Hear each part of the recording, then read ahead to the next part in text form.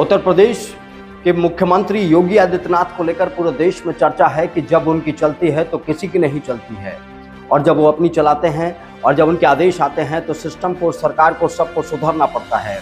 लेकिन आज मैं जो खबर आपको बताने जा रहा हूं, उस खबर में ना तो सिस्टम सुधरा है, ना सरकार सुधरी है, ना वो लोग सुधरे हैं जिनकी जिम्मेदारी है कि वो लोगों की जान बचाएं, लोगों की जानों की रक्षा करें। देखिए, मैंने ऑलरेडी स्पष्ट कर दिया है और मैं बार बार इसकी पुष्टि करता हूं कि कोई भी पटाखे का या कोई भी ऐसा वर्क नहीं हो रहा था। तो मुझे लगता है कि अननेसेसरी में हम कोई अफवाह या अननेसेसरी में किसी चीज की पुष्टि ना करें। आज मैं एक ऐसा मामला आपको बताने जा रहा हूं जो सीधे सीएम योगी आदित्यनाथ को चुनौती देने की कोशिश यहां के अधिकारियों ने की है। ये तस्वीरें उत्तर प्रदेश के मेरठ की हैं, जहां पर एक बड़ा ब्लास्ट होता है। इस बड़े ब्लास्ट में कई मजदूर मारे जाते हैं। उस ब्लास्ट से पहले किसी को पता नहीं होता कि यहाँ पर आखिर चल क्या रहा है, लेकिन बताया जाता है कि यहाँ पर साबुन बनाने की फैक्ट्री चल रही है। इस मकान में साबुन बनाए जा रहे थे और उन्हीं साबुनों से इतना बड़ा ब्लास्ट हुआ है। और ये काम किसने किया? मेरठ के उन जिम्मेदार अधिकारियों ने यह काम किया, इस बात को छुपाने का काम कि उन्हें पता ही नहीं था कि यहाँ पर इतना बड़ा विस्फोट होने वाला है। उन्हें ये पता ही नहीं था, उन्हें ये जानकारी ही नहीं थी कि यहाँ पर आखिर बन क्या रहा है, और अगर साबुन बन रहा था तो इतना बड़ा धमाका आखिर कैसे हुआ? इतना बड़ा धमाका, इसका जिम्मेदार आखिर कौन है? ये मेरठ की पुलिस नहीं बता पाई, मेरठ का सिस्टम नहीं बता पाया। वहाँ मौजूद जब पत्रकारों ने बार बार जिलाधिकारी से जानने की कोशिश की कि भाई बताइए तो सही, जो विस्फोट सा हो रहा है इसका क्या मतलब है? यहाँ कोई विस्फोटक पदार्थ बन रहा था क्या? यहाँ पर क्या पटाखे बन रहे थे क्या? तो लगातार मेरठ के जिलाधिकारी ने इस बात को नकार दिया। सर, क्या अपडेट है? कितने लोग अभी तक मर चुके हैं और क्या कह रहे हैं? जैसा आप लोगों को बोला गया था कि मेडिकल कॉलेज में इंजर्ड्स को लेके गया गया, जहाँ पे 4 लोगों की डेथ की पुष्टि हुई है। सभी 4 जो व्यक्ति हैं वो मेल्स हैं और अडल्ट हैं, मतलब जो 18 वर्ष से ऊपर पुरुष हैं सभी के सभी। और उनकी शिनाख्त के लिए अभी कोई मेडिकल कॉलेज में नहीं है, जिससे प्रथम दृष्टया यही प्रतीत होता है कि जो लेबर यहाँ पे वर्क कर रही थी वही लोग हैं। हम उनके नाम और डिटेल्स पता करवा रहे हैं। जैसे भी हमें पूरे अपडेट मिलेंगे हम आप लोगों से शेयर करेंगे। मैं जानना चाह रहा हूँ, क्या विस्फोट पटाखों के बनाने से हुआ है? नहीं, देखिए उसमें दोनों चीजें हैं, उसमें इम्पैक्ट की भी हैं और बर्न केसेस भी हैं। तो it is a mix of की बर्न केसेस का और इम्पैक्ट का। तो वो 4 लोग जो जिनकी डेथ हुई है वो कहीं ना कहीं लेबर जो इसमें वर्क कर रही थी उन्हीं की डेथ हुई है, और उनकी भी जो डिटेल्स हैं हम ओनर और बाकी लोगों से उनकी शिनाख्त करवा रहे हैं। जैसे ही नाम और पूरी डिटेल्स पता चलेंगे मेरा ये सवाल है कि बताइए कि पटाखों पर आपने बैन लगाया हुआ है, क्या ये पटाखे बनाए जा रहे थे अवैध रूप से? नहीं, देखिए मैंने ऑलरेडी स्पष्ट कर दिया है और मैं बार बार इसकी पुष्टि करता हूँ कि यहाँ पे ऑलरेडी कोई भी पटाखे का या कोई भी ऐसा वर्क नहीं हो रहा था। ये सोप बनाने का एक गोदाम था जिसमें वहाँ की मशीनरी सोप से रिलेटेड ही थी। तो ये क्लियर है कि उन्हीं की कुछ मशीनरी में या किसी न किसी केमिकल की वजह से ये इम्पैक्ट हुआ है। अगल बगल के लोग जो इंजर्ड थे उनमें कुछ बगल के घरों के भी थे और कुछ राहगीर भी थे, सभी आउट ऑफ डेंजर हैं। ये वो गैर जिम्मेदार अधिकारी हैं जिनको जनता की जान की कोई फिक्र नहीं है।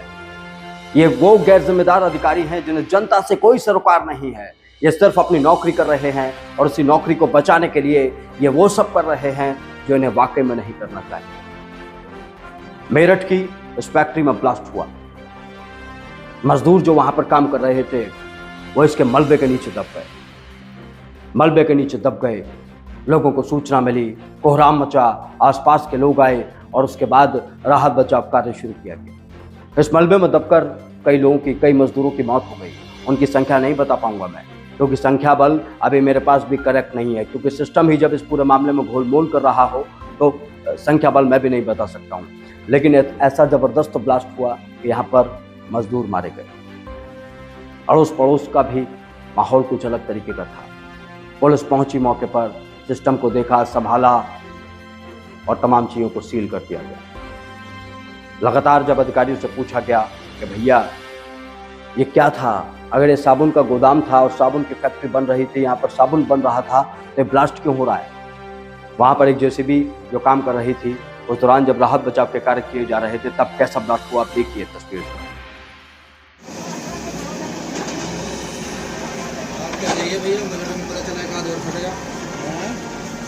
क्या तो सही रहा, मलबे में कुछ भरोसा थोड़ी है, और फट जाएगा।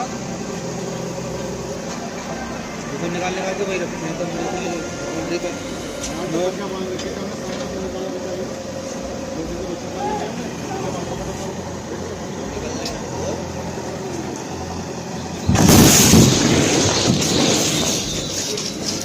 भैया नीचे चलो बाहर पूरा बाहर चलो बाहर बाहर निकलो घर से बाहर रहो सब।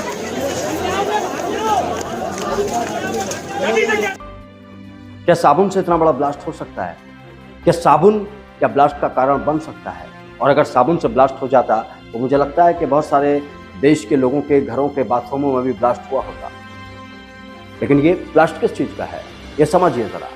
विस्फोटक पदार्थ यहाँ पर बनाए जा रहे थे, इसके पुख्ता सबूत वीडियो से सामने आते हैं, लेकिन हमारे मेरठ का, यूपी का सिस्टम मुख्यमंत्री योगी आदित्यनाथ की कोई भी बात मानने को तैयार नहीं है। मुख्यमंत्री योगी आदित्यनाथ खुलेआम ये बता रहे हैं कि भाई आपको सिस्टम में रहकर जनता के लिए काम करना है, लेकिन यहाँ पर जनता मर जाती है और अधिकारी मामले को दबाने में लग जाते हैं। मैं ये पूछना चाहता हूँ आपसे, अगर आपको भी लग रहा है कि भाई ये ब्लास्ट साबुन का है तो बताइए जरा, कमेंट बॉक्स में बताइए। फिलहाल तो इस पूरे मामले में लिपापोती करने की कोशिश हो रही है, रिपोर्टिंग हुई, थोड़ी बहुत खबर दिखाई गई। अब फिलहाल इस मामले को अधिकारियों द्वारा बिल्कुल ठंडे बस्ते में ले जाने की कोशिश हो रही है, लेकिन मेरा मानना है इस पूरे मामले में जांच होनी चाहिए। कौन दोषी है, किसका घर था, कौन था वहाँ पर, कौन ये बना रहा था, कौन ये फैक्ट्री संचालित कर रहा था, किसके ये ठेके थे, किसके ये विस्फोटक पदार्थ वहाँ पर मौजूद थे, जिनकी वजह से तमाम चीज़ें हुई। इन तमाम मामलों की जांच पड़ताल होनी चाहिए। नमस्कार। देखिए, मैंने ऑलरेडी स्पष्ट कर दिया है और मैं बार बार इसकी पुष्टि करता हूँ कि कोई भी पटाखे का या कोई भी ऐसा वर्क नहीं हो रहा था। तो मुझे लगता है कि अननेसेसरी में हम कोई अफवाह या अननेसेसरी में किसी चीज की पुष्टि ना करें।